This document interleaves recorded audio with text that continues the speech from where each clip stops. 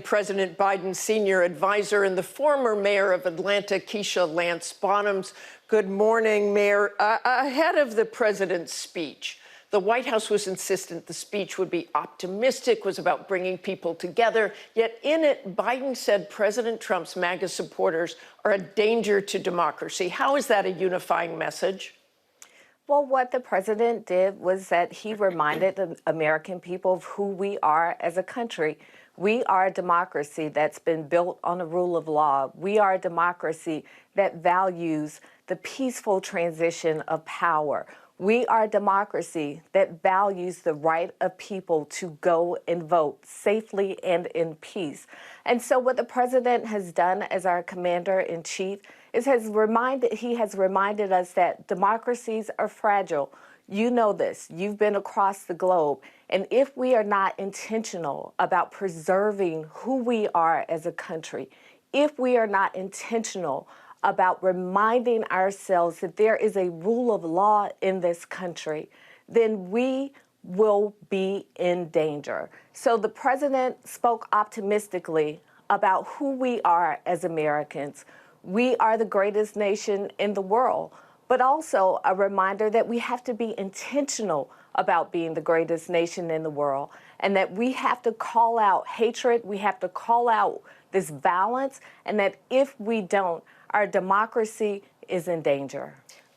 Whatever he said, the Institute for Strategic Dialogue, which tracks hate speech, said after the Biden speech, there was a surge online in conversations that said Biden's remarks singling out MAGA Republicans were interpreted as a declaration of war against conservatives and all the Trump voters. Well, what I would say to that is that this is what this MAGA agenda has been all about. It's been about distorting the truth. It's been about misleading people. It's been about putting out information that inflames people. And I just encourage people, go to the White House website, whitehouse.gov, and read the speech for yourself. I've read it multiple times, and what I see in this speech, I see words of encouragement, I see optimism, I see a commander-in-chief who is calling out to all of us, no matter our political affiliation. All of us? He wasn't calling out to the MAGA supporters, certainly. He mentioned them more than a dozen times as a threat to democracy. Has the president essentially given up on those MAGA Republicans, some 70 million people? Well, what the president has done is said that he will continue to work with mainstream Republicans, that he will work with Democrats, that he will work with independents to get things done in our country. But this MAGA Republican agenda, this hate-fueled agenda, this MAGA Republican agenda that we saw incite violence on our nation's capital has no place in a democracy. And if we are not intentional about calling it out, which is what the president did, then our country, everything that our country is built upon, is in danger. How has President Biden bridged the divide? What has he done really to unify this country? The latest Quinnipiac poll has some really remarkable numbers. 69% of both Democrats and Republicans believe democracy is in danger of collapse, but the Republicans blame Joe Biden and the Democrats blame Donald Trump. Again, how has Joe Biden helped bridge that divide? Well, we saw it this summer, when the president was able to work in a bipartisan way to get gun legislation passed. The president has always stood on the fact that he can work with mainstream Republicans to get things done on behalf of the American people. But it's also going to take for all of us to stand up to hatred. And what the president, again, continues to say, it's this MAGA agenda. The president has not called out all Republicans. He's been very specific about this MAGA agenda. And I'll just remind you of the words of Martin Luther King Jr.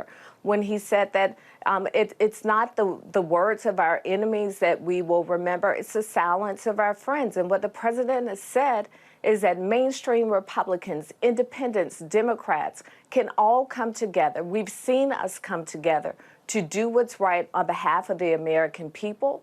But if people are silent, then the very core of who we are as a country is in danger. The president criticized MAGA Republicans for electing election deniers, yet Democrats are promoting far-right candidates in GOP primaries. Maryland Governor Larry Hogan tweeted in response, if President Biden is truly serious about threats to democracy, then he would condemn the tens of millions of Democratic groups who have spent money promoting extremists threatening democracy. Obviously, in the end, they hope that Democrats will win. That's why they're spending that money. But should the president speak out against members of his party who have boosted these so-called extreme candidates? I think what the president will continue to do is encourage people to go out and vote their conscience, whatever their conscience may be. And what the president will continue to do is what we saw him do just this week, is to remind people of who we are as a country, who we are as a nation. We are a nation. So does he support that? Does he support supporting those extreme candidates? I cannot speak to what the president supports. I can speak to what he has said publicly. And what he has said publicly is that we are a nation that values the rule of law, that we are a nation of peace, that we are a nation that values the peaceful transition of power. And this MAGA agenda has no place in our democracy. Okay, thanks very much for joining us this morning. Thank you. Hi, everyone. George Stephanopoulos here. Thanks for checking out the ABC News YouTube channel. If you'd like to get more videos, show highlights, and watch live event coverage, click on the right over here to subscribe to our channel. And don't forget to download the ABC News app for breaking news alerts. Thanks for watching.